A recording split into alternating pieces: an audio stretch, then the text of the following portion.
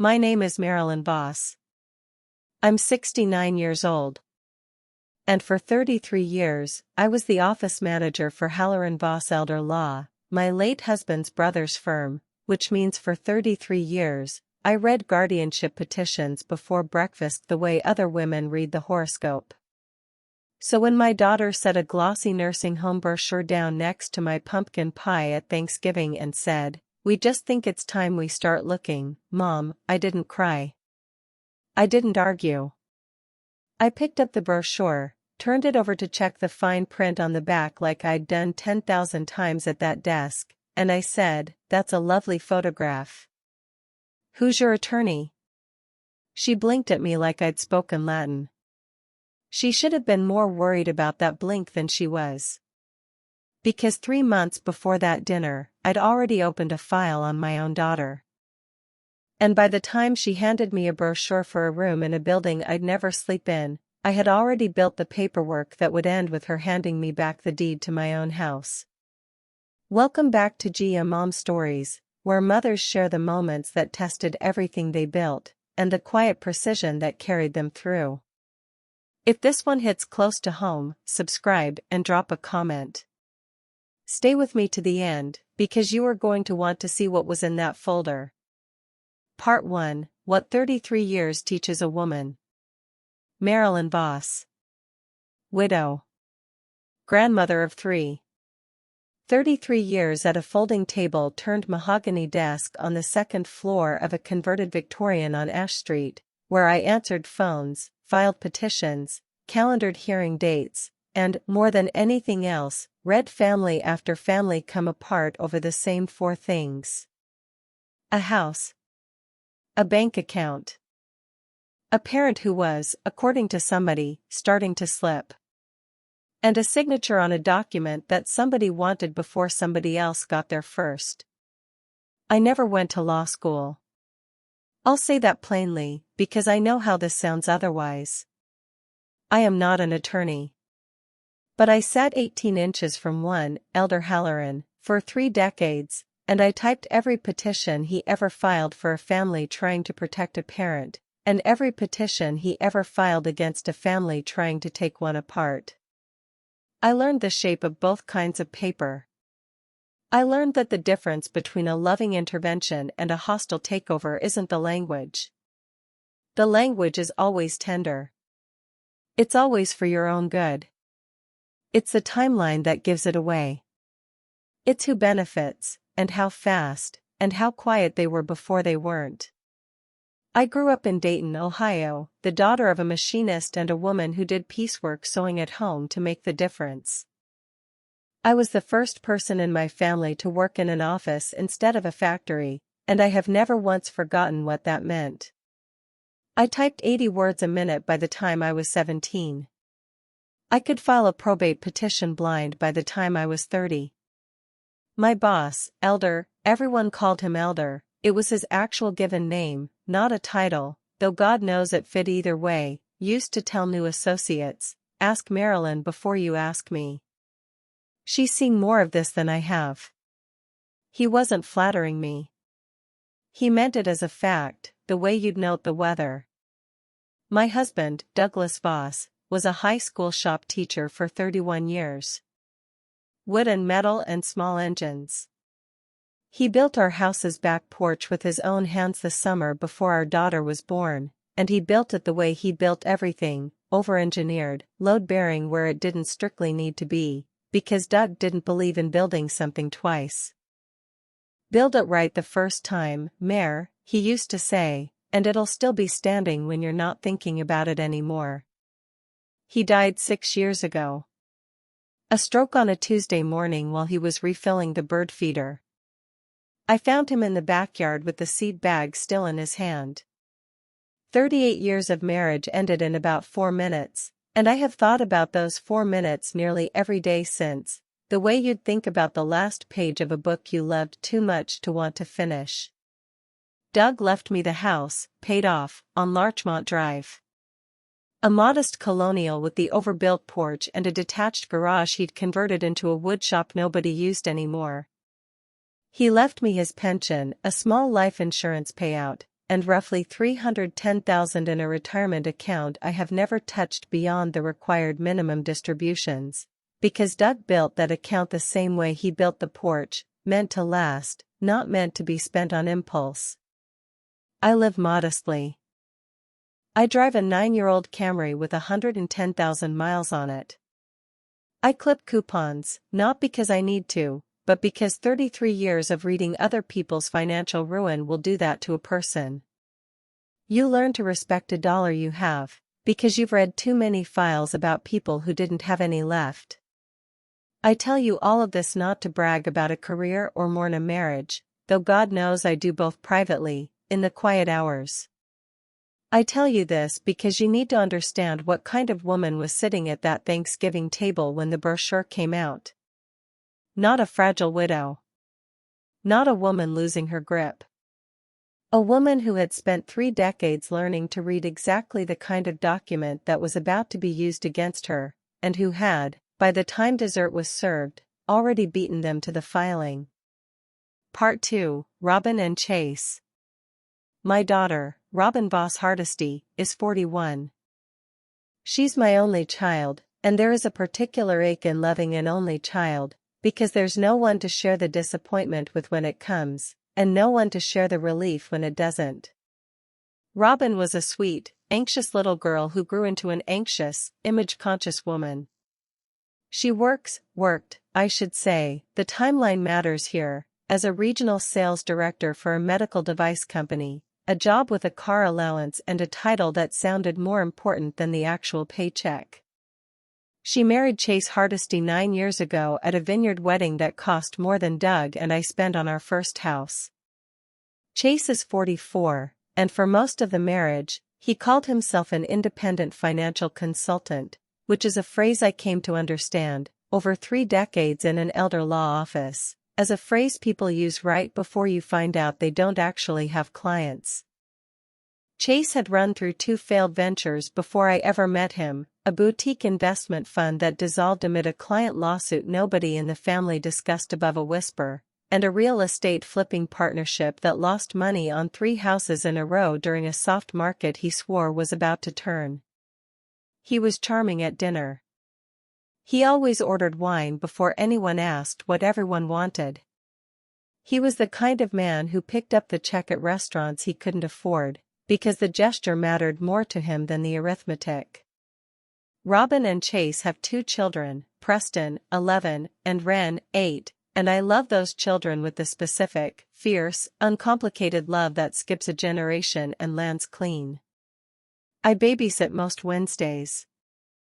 I know Preston's reading level and Ren's allergy to tree nuts better than I know most things about my own life these days, and I would set myself on fire before I let anything happen to those 2 kids' sense of safety in this world.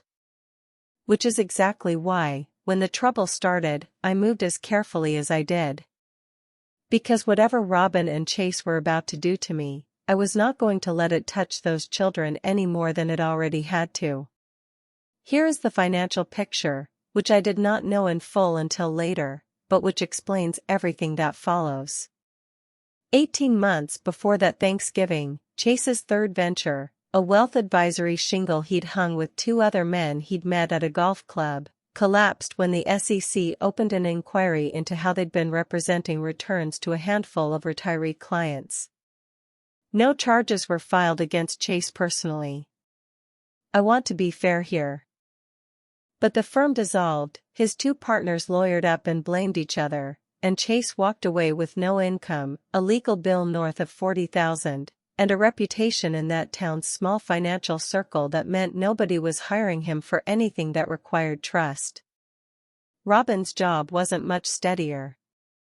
Her company did a round of restructuring that same year and cut her territory in half, which cut her commission-based income by roughly 60%. They kept the car allowance.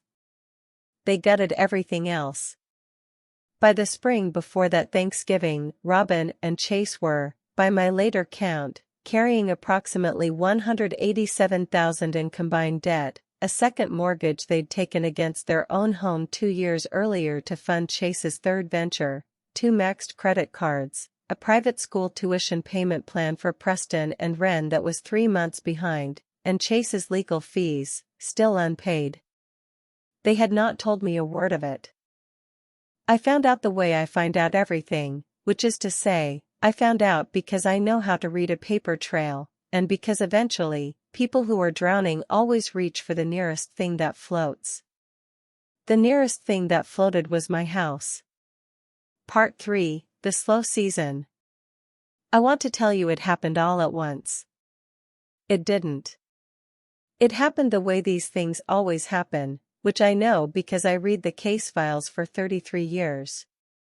It happened in small, deniable increments, each one on its own explainable as concern, and only visible as a pattern if you were the kind of person trained to lay events side by side on a timeline and look for the shape underneath them. I am that kind of person. That was my mistake, if you can call it that, the same mistake I'll never regret making. It started, as near as I can place it, about 5 months before Thanksgiving. Robin began calling more often. Not a bad thing on its own, I'd have loved for it to simply be a daughter missing her mother. But the calls had a shape to them. She'd ask how I was sleeping. She'd ask, almost in passing, whether I'd taken my blood pressure medication that morning, in a tone that assumed I might not remember whether I had. I have never once forgotten to take my blood pressure medication. I have a weekly pill organizer, the kind with the days of the week printed on it in raised plastic letters, and I fill it every Sunday evening at the kitchen table the way I've done since Doug's cardiologist put me on the same medication he was on, 9 years ago. She started commenting on small things around the house. Mom, didn't you used to keep the good scissors in the kitchen drawer? I had moved them to the junk drawer 11 months earlier, a decision I made deliberately, because the kitchen drawer had become overcrowded with the extra measuring cups Ren liked to play with. Robin had been over exactly twice since I made that change. She noticed a drawer. That's not memory loss. That's inventory. She began arriving with Chase more often on her visits, which was new. For most of the marriage, Chase found excuses to stay home on the Wednesdays I had the kids. Suddenly he was there, standing in my kitchen, opening my refrigerator to grab a water, in a way that let his eyes drift across the room like he was pricing the furniture. I noticed.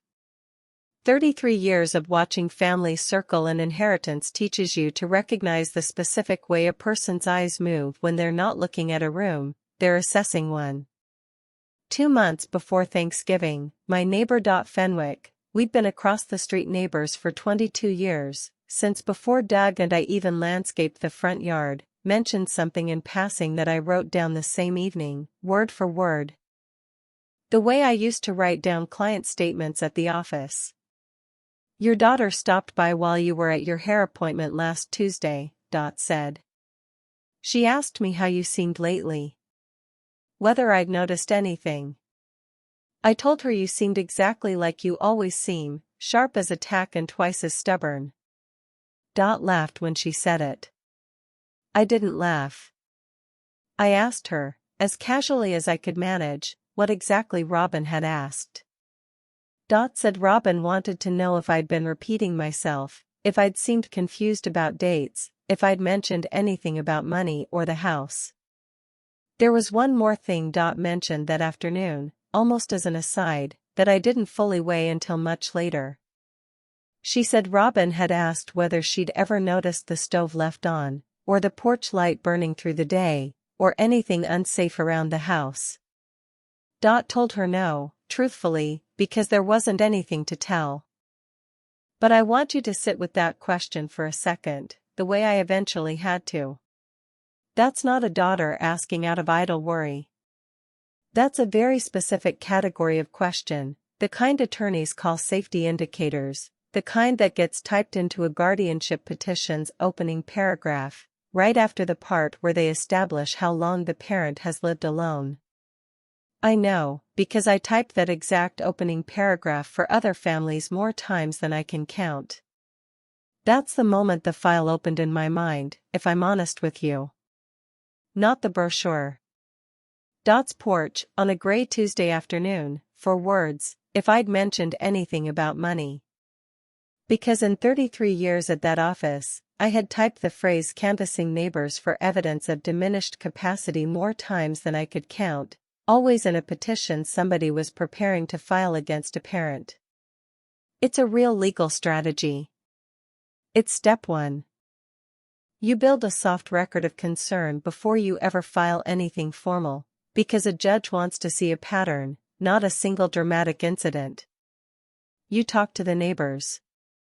You talk to the doctor's office, if you can get anyone there to say anything off the record.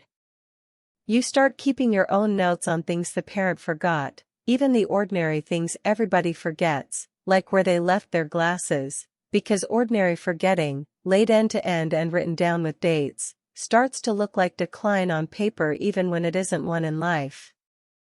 I want to be honest with you about something else, too, because credibility matters and I intend to keep mine with you through this whole story. I am 69. I do forget things sometimes. I misplaced my car keys twice that spring, both times finding them exactly where I'd left them, in my coat pocket, because I'd started wearing a different coat that season and hadn't broken the habit yet. I once called Wren Robin for half a second, the way every mother in the history of the world has occasionally called one child by another child's name, and it means less than nothing. I am not claiming to be a woman with a perfect memory. I am telling you that ordinary human forgetting and a documented pattern of decline are two very different files, and I know precisely how to tell them apart, because I spent 33 years watching families weaponize the confusion between the two. 6 weeks before Thanksgiving, Robin asked me, over coffee at my own kitchen table, whether I'd thought about simplifying things. I asked her what she meant. She said, gently, the way you'd talk to someone standing near a ledge, the house is a lot for one person, Mom. All these stairs. I just worry. I have exactly 14 stairs in my house, 12 to the second floor and 2 down to the sunken den Doug built the year Robin turned 6. I have climbed those 14 stairs without incident for 31 years. I said, I'm fine on the stairs, sweetheart, and I meant it as a full sentence, not an opening for negotiation. Robin let it drop. She always let it drop the first time. That was part of the method, too, though I didn't have all the pieces yet. You plant something and withdraw before it becomes an argument, so that when you plant it again, it looks less like a campaign and more like ongoing, reasonable concern. For weeks before Thanksgiving, I found out, again from Dot, bless that woman's eye for detail, that Robin had also stopped by my primary care doctor's office. Not to speak to my doctor directly, HIPAA would have stopped that cold, and Robin knew it, which tells you she'd looked into what she legally could and couldn't do. She'd asked the receptionist, a young woman named Sherry who happens to also cut through the same nail salon parking lot uses, whether I'd missed any appointments recently, or seemed different at my last visit. I hadn't missed an appointment in 4 years. My last visit, 6 weeks prior, my doctor had noted nothing beyond garden variety hypertension, well controlled, and mild seasonal allergies. I know this because 2 weeks after Thanksgiving, I requested my own complete medical records, in writing, the way I'd helped 100 clients do at the office. I'll get to that. By this point, 3 weeks before Thanksgiving, I had started my own file. Not dramatically. Not with a locked drawer and a flashlight at midnight. I simply began doing what Elder Halloran taught every new hire on their first day. When you suspect a pattern, you write down the date, the exact words, and the source, before your memory has time to soften the edges. I bought a plain spiral notebook from the drugstore, the kind with a marbled black and white cover, and I started keeping what I would come to think of, privately, as my own petition file. Except this one wasn't going to argue that I was declining. It was going to prove, in granular, dated, sourced detail, that I wasn't, and that someone very close to me had a financial motive to claim otherwise. Part 4: What the Notebook Held. I want to walk you through what went into that spiral notebook over the following weeks, because the specificity is the whole point. This isn't a story about a feeling I had. It's a story about evidence I built, the same way I'd built it for other people's files for 3 decades, except this time the client was me. Entry 1, dated and sourced. Fenwick's account of Robin's neighbor inquiry, including the exact phrase, if I'd mentioned anything about money. Entry 2, my own records confirming I had not missed a medical appointment, medication refill, or bill payment in over 4 years. I pulled 12 months of bank statements that week and laid them across my kitchen table the way Elder used to lay out exhibits before a hearing. Every utility bill paid on time, dated the day it arrived, the way I've done since 1987. Every credit card statement paid in full, never a late fee, never a missed cycle. I photocopied the lot and put them in a manila folder. Entry 3, I called my primary care physician's office myself and requested, in writing, a full copy of my last 3 years of records, along with a note for my file. I asked them to include this specifically, that no concerns regarding cognitive status had ever been raised by me, by staff, or by any family member speaking to my physician directly. My doctor, Dr. Anika Bellows, a sharp, no-nonsense woman about 15 years my junior, wrote a short cover note when the records arrived that I will never forget. Marilyn, for what it's worth, in 4 years of appointments, you've never once given me a moment's concern in this department. If someone's telling a different story, they're not telling it to me. I kept that note. It went in the folder, page 1.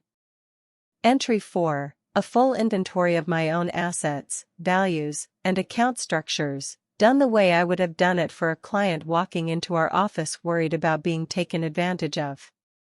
The house on Larchmont Drive, appraised at roughly $415,000 based on recent comparable sales. Real estate agent son-in-law pulled for me without asking a single question, bless him too.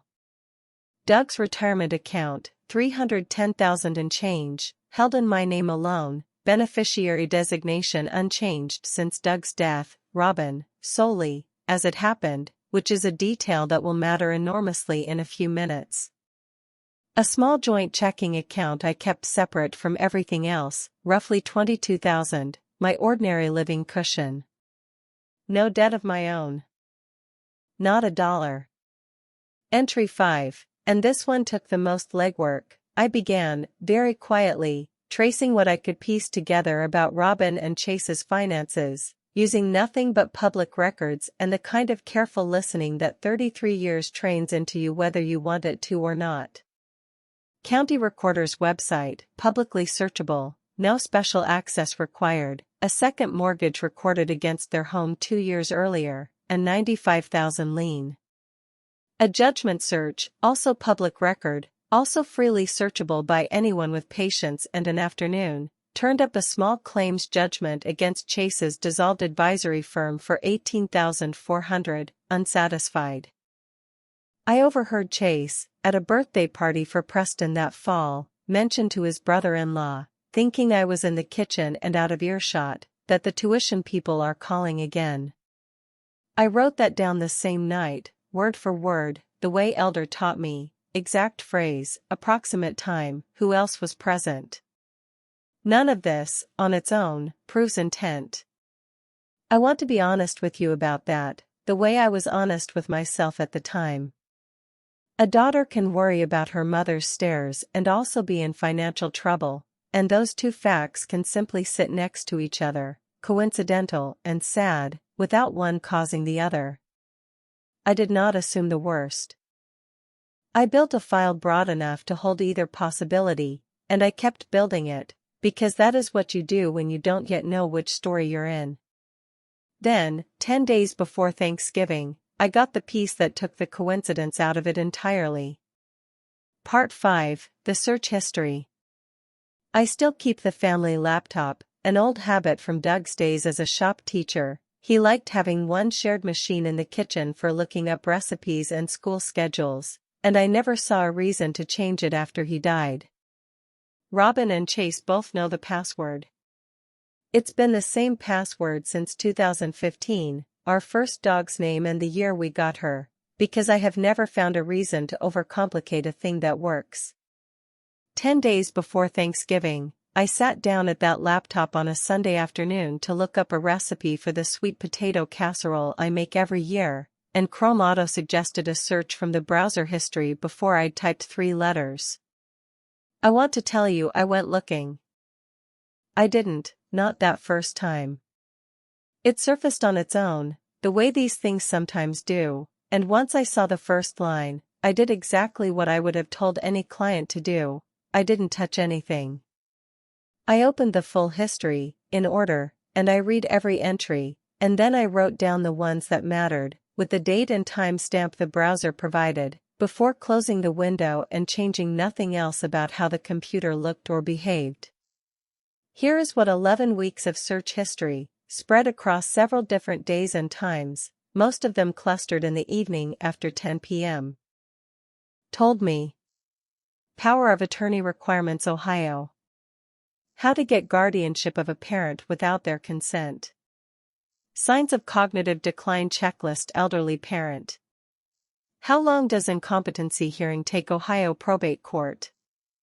Assisted living facility average monthly cost near me. Can you sell a house under power of attorney without owner's signature? Guardianship attorney consultation, Franklin County. How to access elderly parents' bank account legally. I sat at that kitchen table for a long time after I finished writing those down. Longer than I want to admit. Because I had read this exact search history before, or its cousin, dozens of times, in the discovery files of 100 cases at the office. I had just never expected to find it on my own kitchen laptop, typed by my own daughter, about me. There was a 9th entry, too, one I almost dismissed at the time because it seemed so small.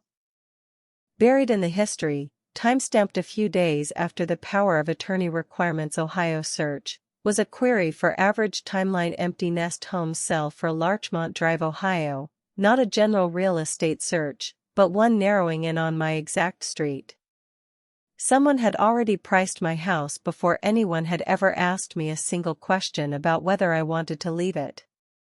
I wrote that one down twice, in 2 different places in the notebook, because I wanted to be absolutely certain I hadn't imagined it. I did not confront anyone that night. In 33 years, I never once saw a good outcome come from confronting a family member on the same day you find the first piece of proof. You confront when the file is complete, not when it's begun, because an incomplete confrontation just teaches the other side to cover their tracks better. I closed the laptop. I made my tea. I sat with my grief for a while, because that's what it was, grief, plain and simple, the specific grief of realizing your only child has started researching how to take your life away from you on the same evenings she's been calling to ask if you remembered your blood pressure pill. And then I did what I have always done with grief. I got up, and I got to work. Part 6, Calling Elder. The following Monday, I called Elder Halloran. He'd retired from active practice 4 years earlier, not long after Doug passed, but he still kept an office 2 days a week to keep his hand in, and he still took my calls the way you take a call from someone who spent 3 decades keeping your entire practice running while you were in court. Marilyn, he said. You sound like you're calling about a case. I am, I said. It's mine. I told him everything. The stairs comment. Dot's porch conversation. The doctor's office inquiry. The financial picture on Robin and Chase's side, as much as I'd been able to piece together from public record. The search history, verbatim, in order, with time stamps. Elder was quiet for a long moment on the other end of the line, and then he said something I've thought about often since. Marilyn, in 30 years of doing this work, I built maybe 400 files that looked exactly like the one you just described to me over the phone. The only difference is usually the file comes to me after the parents already lost the house. You're calling me before. I intend to keep it that way, I said. Elder agreed to represent me, formally, that same week, waiving his ordinary fee down to what he called a professional courtesy rate, which I insisted on paying in full anyway, because I did not want there to be a single soft spot anywhere in this file that anyone could later call into question. He drafted, over the following 2 weeks, a short stack of documents that would become the spine of everything that followed. First, an updated, ironclad durable power of attorney, naming not Robin, but my sister-in-law Carol, Doug's younger sister, a retired ICU nurse in her own right, sharp and steady and, crucially, someone with zero financial stake in anything I owned, as my agent, effective only upon a documented incapacity determined by 2 independent physicians, neither of them selected by any family member. Elder built in language specifically closing the loophole Robin's search history suggested she was hunting for. No single family member could unilaterally declare me incapacitated and act on my accounts or my house. Second, an updated will, which I want to be careful describing, because I did not act rashly here and I want you to understand the difference between consequence and cruelty. I did not disinherit my grandchildren. Preston and Wren's Education Trust, which I'd already established years earlier and funded modestly, stayed exactly as it was, locked, administered independently, untouchable by either parent, growing quietly the way Doug's retirement account had grown quietly for 30 years. What changed was Robin's direct inheritance of the house and the remainder of the estate, which Elder restructured into a testamentary trust with conditions and a neutral trustee, my brother-in-law's law partner, someone Robin had met exactly twice at holiday parties and had no relationship with to manipulate. The money would still, eventually, help my daughter. It would simply never again sit in a single unprotected account that a person with $187,000 in debt could get her hands on in a moment of desperation. Third, and this is the part one wants you to really sit with, Elder helped me request, formally and in writing, a full geriatric cognitive assessment from an independent neuropsychologist he'd worked with for over a decade, someone with zero connection to my family, zero connection to Robin's doctor inquiries, zero connection to anything.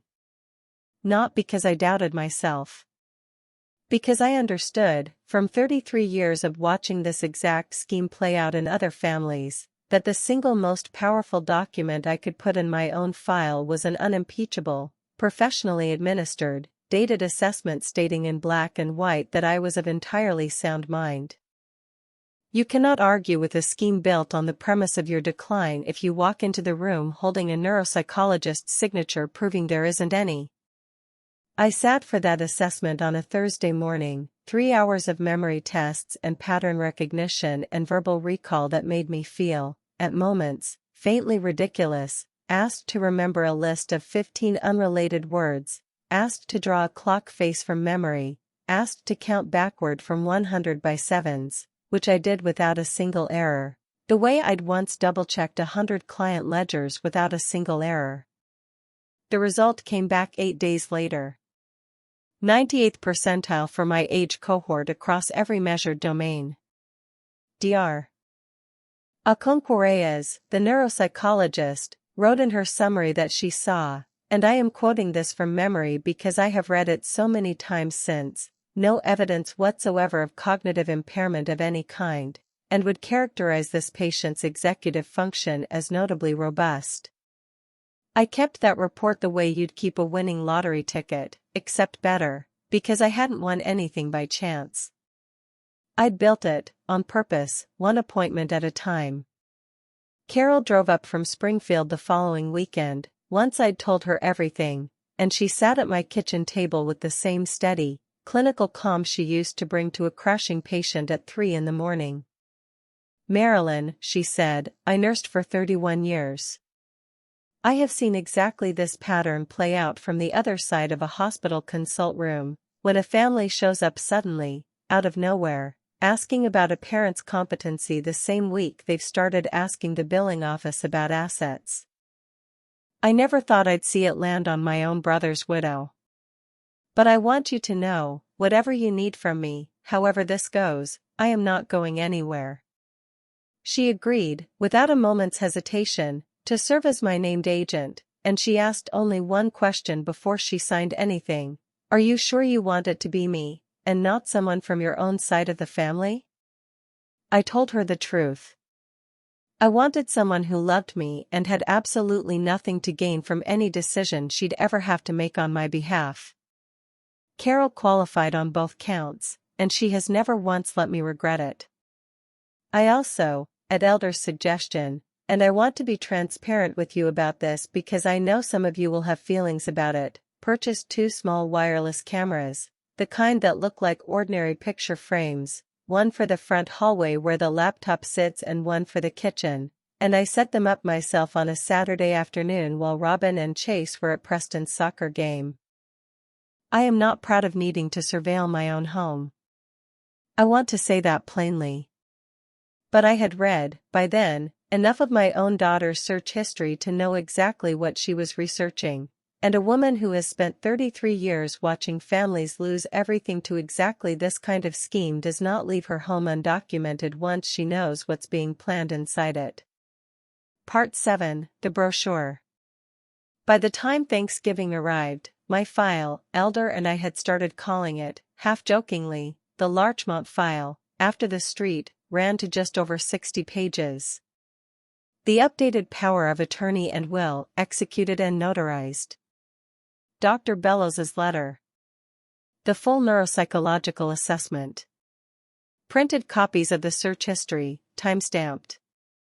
Fenwick's written statement, which she gave me freely and, I think, a little gleefully, about Robin's inquiries. The public record judgment and lien searches on Chase's finances.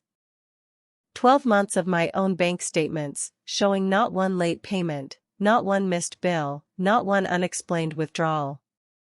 I hosted Thanksgiving that year the way I've hosted it every year since Doug died: turkey, my mother's stuffing recipe, the good tablecloth, Robin and Chase and the kids, Carol driving up from Springfield, and my late husband's brother-in-law's law partner, whom Robin knew as Gary from the holiday party and had no idea was, by that point, the trustee of half my future estate, seated cheerfully at the far end of the table over pie, because I had, quite deliberately, invited him. Dinner went the way it always goes. Preston told a long, meandering story about a substitute teacher. Wren asked, 3 separate times, when we were having pie. Chase talked, at some length and with more confidence than the situation warranted, about a new opportunity he was exploring, language I recognized instantly as the sound of a man circling a 4th failed venture.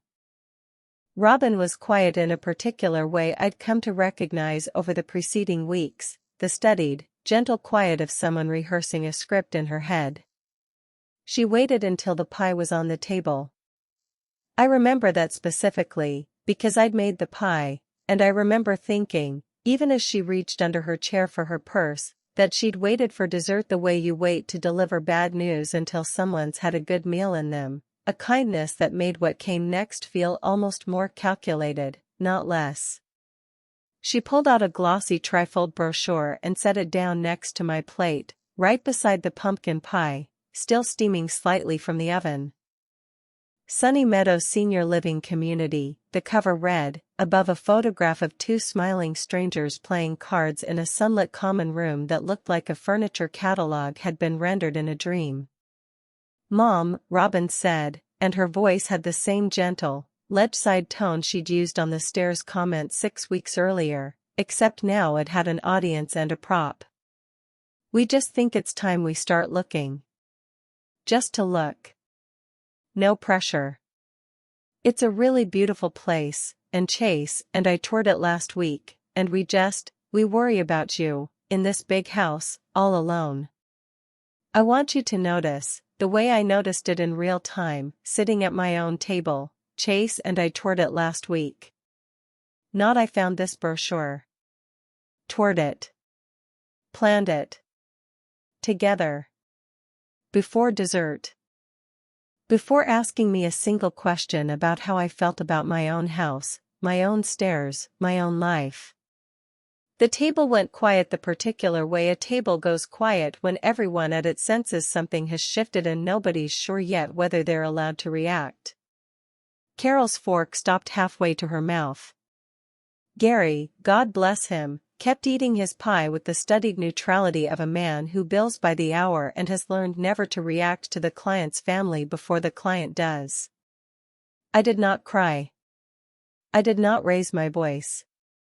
I picked up the brochure the exact way I used to pick up an exhibit at the office, holding it by the edges, and I turned it over, and I read the fine print on the back about pricing tiers and level of care assessments, the way I'd read 1,000 facility brochures for other people's parents over the years.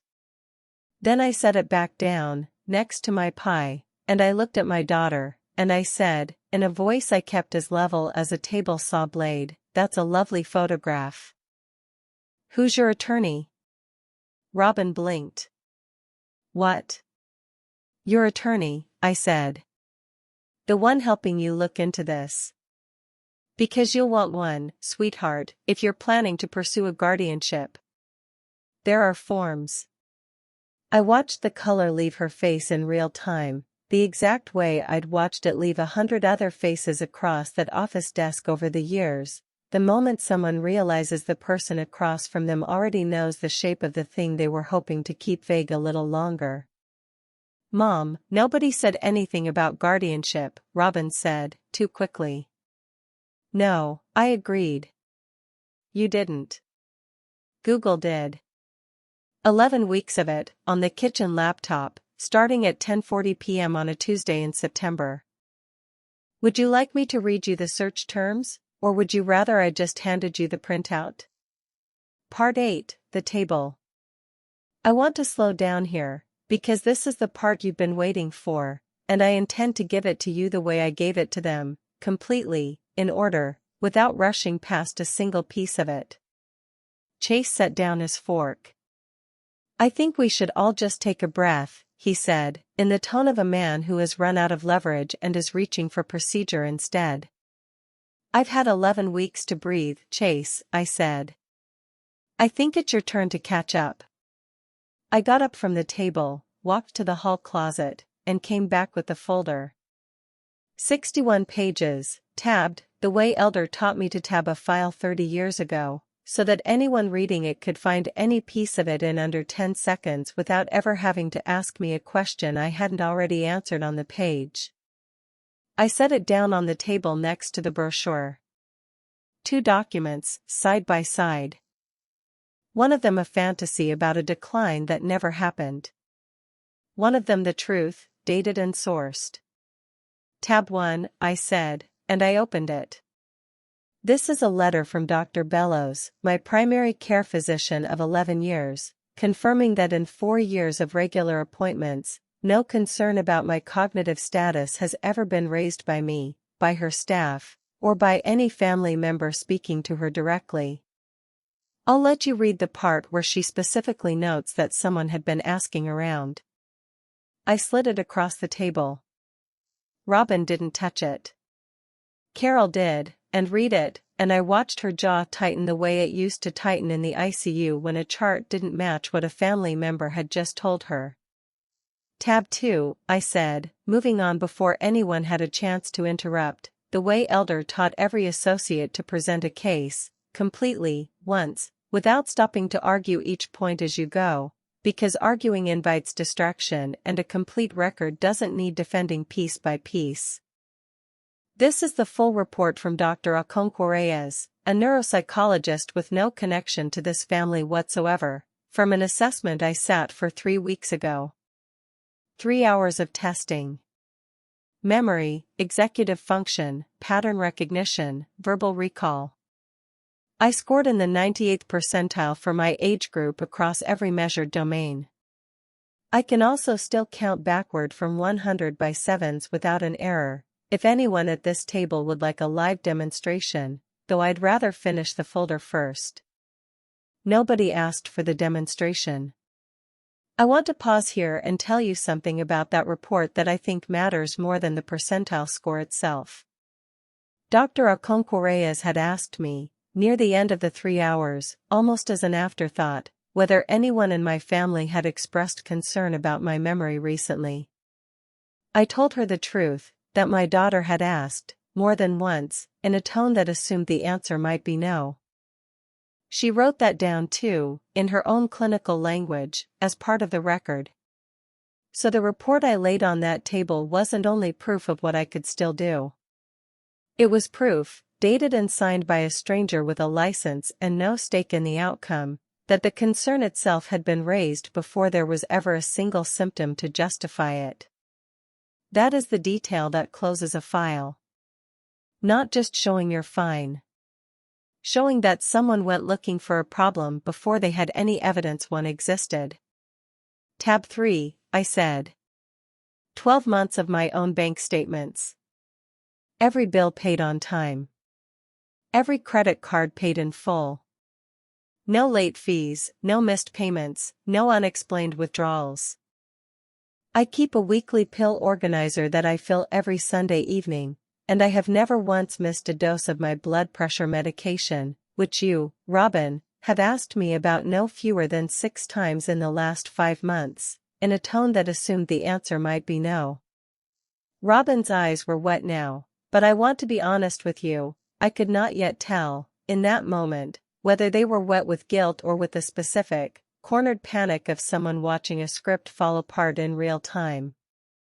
I had read enough files to know both looks can appear nearly identical from across a table, and that the only honest way to tell them apart is to keep going and see what comes out once there's nowhere left to hide. Tab 4, I said. A written statement from Dot Fenwick, my neighbor of 22 years, describing a conversation in which you asked her, while I was at a hair appointment, whether I'd seemed confused about dates, or whether I'd mentioned anything about money. She's exaggerating, Robin said, her voice cracking slightly. I was just being a good daughter, checking in. Tab 5, I said, and I did not raise my voice, because I have found, across 33 years, that the quietest voice in the room is always the one people remember afterward. This is a printed and time-stamped copy of the search history from the kitchen laptop, which both of you know the password to, spanning 11 weeks. Power of Attorney Requirements Ohio. How to get guardianship of a parent without their consent. Signs of cognitive decline checklist elderly parent. How long does an incompetency hearing take in Ohio probate court? Can you sell a house under power of attorney without the owner's signature? Guardianship attorney consultation, Franklin County. I let that sit in the room the way you let a verdict sit, without softening it, without rushing past it to fill the silence, because silence after evidence does more work than any amount of shouting ever could. Chase finally spoke. That could have been anyone using that computer. It could have, I agreed. Except every search cluster falls on an evening you two were both here, watching the children while I ran errands, and half of them were typed directly after the exact conversations you had with me about the stairs, or with Dot about my memory, or with Sherry at Dr. Bellows's office about my last appointment. I've cross-referenced the dates, Chase. I did that work for 33 years. I'm quite good at it. Tab 6, I said, and I felt Robin flinch before I even opened it, which told me she already knew what was coming. Public record. A second mortgage taken against your home 2 years ago for $95,000. An unsatisfied small claims judgment against Chase's dissolved advisory firm for $18,400. I understand, from a conversation I overheard at Preston's birthday party that I was not meant to overhear, that the private school is calling about a tuition balance that is currently 3 months past due. The room had gone very still. Carol had her hand over her mouth. Gary was no longer even pretending to eat the pie. I want to be careful here, I said, and I meant it, because I had promised myself, sitting alone at that kitchen table with the spiral notebook weeks earlier, that whatever came out of this dinner would come out with precision, not cruelty. I am not accusing either of you of some elaborate villainy. I think you are two people in genuine, frightening financial trouble, who found yourselves looking at a paid-off house and a retirement account with your daughter's name on the beneficiary line, and who convinced yourselves, maybe even convinced each other, that moving me into a facility for my own good would simply happen to solve a problem that had nothing to do with my good at all. I think it started as worry, real or performed, I genuinely don't know which, and turned into a plan somewhere around week 6, right about the time the tuition people started calling. "Mom, please," Robin said, and now she was crying in earnest, the performance gone, whatever was left underneath it finally visible. "It wasn't like that. I mean, it started like that. I was scared, Mom. Chase's business fell apart and I didn't know how we were going to keep the house, and I looked at yours, sitting here, half empty, and I thought if you were somewhere safer, somewhere taken care of, and we could just manage things for you." "Manage things," I repeated, quietly. "That's the phrase, isn't it? That's always the phrase." I typed that exact phrase into petitions for other people's children for 33 years, Robin. I know precisely what it means when a family member wants to manage things for a parent who was managing everything perfectly well up until the day somebody needed the house more than the parent needed to keep living in it. Part 9, What I Decided. I let the silence sit again, long enough that Wren, from the other end of the table, asked in a small voice whether everyone was okay, and Carol got up and took both kids into the den to watch something on the tablet, the same instinct Doug always had for shielding those two from the parts of adult life they didn't need yet. Once they were gone, I said what I'd come to that table already decided to say, because I do not believe in delivering a verdict I haven't already reached in private, alone, with a clear head, days before I ever speak it out loud. "Here's what happens now," I said. "I am not filing a police report, and I am not filing anything with Adult Protective Services, because as frightening as that search history is, you did not actually act on it. You didn't forge a signature. You didn't drain an account. You handed me a brochure at a dinner table, which is unkind and revealing, but it is not, on its own, a crime. I want to be precise about that distinction, because precision is the only thing that's ever protected anyone in this family." Chase exhaled audibly, the sound of a man who thought he might be hearing a reprieve. "But," I said, "here's what is not up for negotiation." I laid my hand flat on the folder, the same way I used to lay my hand flat on a finished file before it went to a judge. The power of attorney I've executed no longer names Robin. It names Carol, and it only takes effect at all of 2 independent physicians, not Dr. Bellows, not anyone either of you selects, jointly determine incapacity. No single family member can act on my accounts, sell my house, or make a medical decision for me unilaterally. Ever. That door is closed, and it was built by an attorney, notarized, and filed 3 weeks ago. The will has also changed, I continued. Preston and Wren's education trust stays exactly as it was, untouched, growing, entirely theirs when the time comes, and neither of you can access $1 of it, which I want to say plainly was never in question, because those 2 children have done nothing wrong here and I will not let them absorb a single consequence of what their parents attempted. The rest of the estate, the house, the remainder of your father's retirement account, is now held in a testamentary trust with an independent trustee. Gary, at the end of the table, whom you've met twice and know almost nothing about, which is precisely why he was the right choice." Robin looked down the table at Gary, who gave her a small, entirely professional nod, the nod of a man who has clearly been fully briefed and intends to remain exactly as unmoved as his job requires. "You will still inherit, Robin," I said, and I meant this, because whatever my daughter had let fear turn her into for a few dangerous weeks, she was still my only child, and I was not interested in punishing her for the rest of both our lives. But it will come to you through a structure that cannot be raided in a moment of panic by either of you, the way this house nearly was. And I want to be honest about the word nearly, because that's exactly what it was. 11 more weeks, maybe less, and you'd have had a consultation booked with a guardianship attorney instead of a search history. I know how fast that next step moves, Robin.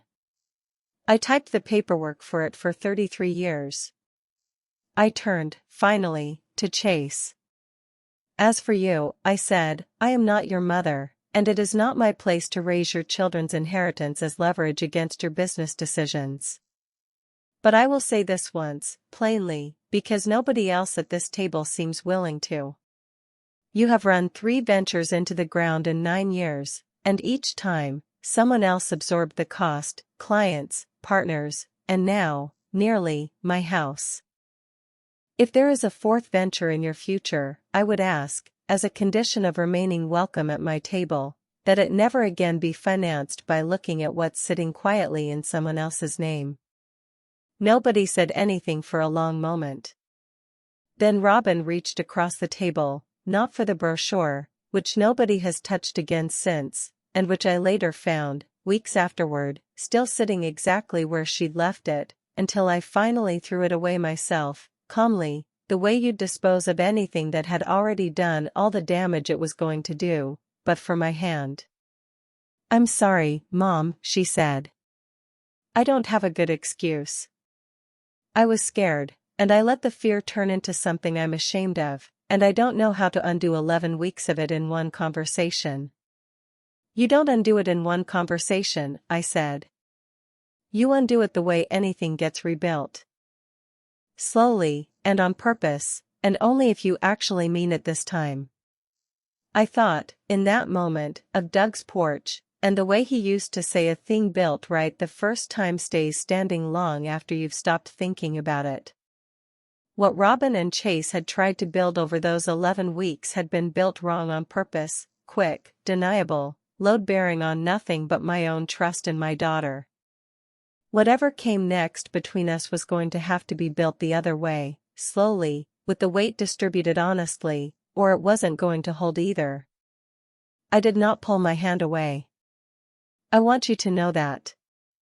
Whatever my daughter had done, whatever fear had made of her for those 11 weeks, she was still crying at my table with her hand in mine, and I have buried a husband, and I am not in the business of also burying a daughter over a brochure, even one this ugly. But I did not pretend, either, that a folder full of evidence simply dissolves because someone finally cried about it. Both things were true at once. That's the part nobody tells you about forgiveness. It doesn't erase the file. It just decides what you do with it next. Part 10, After. It has been 11 months since that Thanksgiving. I want to tell you how it settled, because I know some of you are the kind of viewer who wants the ledger, not just the feeling, and I respect that, because I am that kind of person too. The power of attorney and the trust structure stand exactly as Elder drafted them. Carol remains my agent, and she has never once had to act, because I have never once needed her to, and I hope with everything in me that stays true for a long time yet. Gary still administers the trust, quietly, professionally, the way a man does a job he was hired for and nothing more. Robin and Chase sold their house 8 months ago, the one with the second mortgage, and moved into a smaller rental across town, a decision Robin told me, with something that sounded like genuine relief rather than performance, feels like putting down something we'd been carrying too long. I helped them move 2 boxes of Preston's old books that Saturday, and standing in that smaller, plainer living room, no vineyard wedding furniture in sight, I found myself thinking that this was the first time in years I'd seen my daughter's home look like it belonged to people living within their own means instead of performing a life they couldn't actually afford. It wasn't a triumphant thought. It was just a quiet, relieved one, The kind you have about your own child when you finally stop bracing for the next bad piece of news.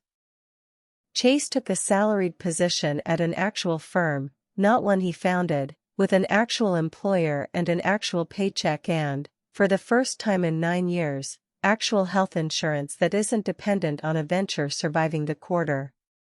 Robin found a new job with a smaller commission structure but a steadier base, and she started, on her own initiative, meeting with a financial counselor to work through the debt in an actual plan instead of a search bar at 10:40 at night. I still babysit most Wednesdays. Preston is 12 now and has decided he wants to be an architect, which would have made Doug, with his overbuilt porch, absurdly happy. Ren is 9 and still allergic to tree nuts and has recently developed a passionate interest in the card game Her Sunny Meadows Brochure photograph, which I still think about sometimes, that photograph of 2 strangers I never met, still playing a hand of cards in a common room I never had to move into, apparently depicted with more accuracy than anyone intended. Robin and I talk more now, and differently.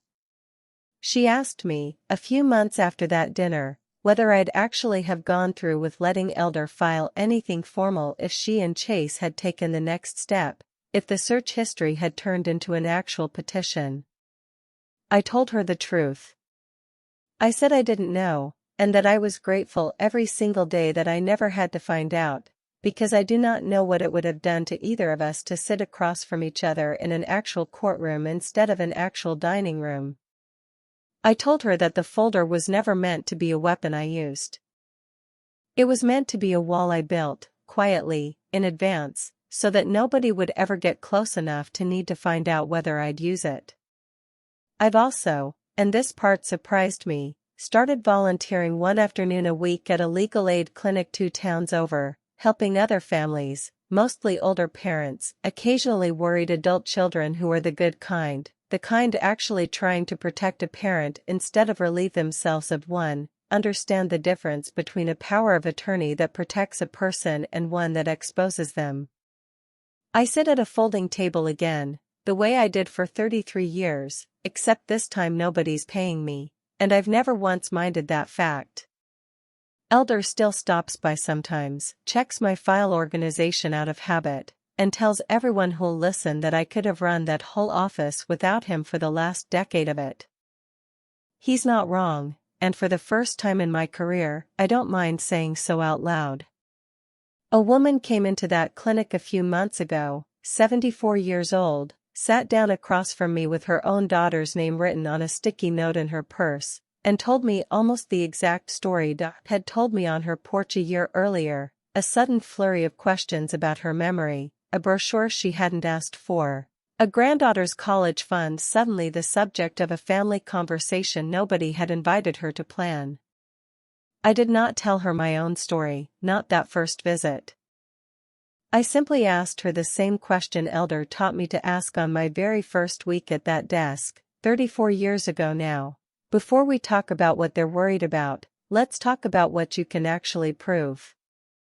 I watched her sit up a little straighter when I said it, the way I imagine I must have sat up straighter myself, alone at my kitchen table with a spiral notebook, the week I finally stopped being afraid of what I might find and started writing it down instead. Part 11, What I'd Tell You.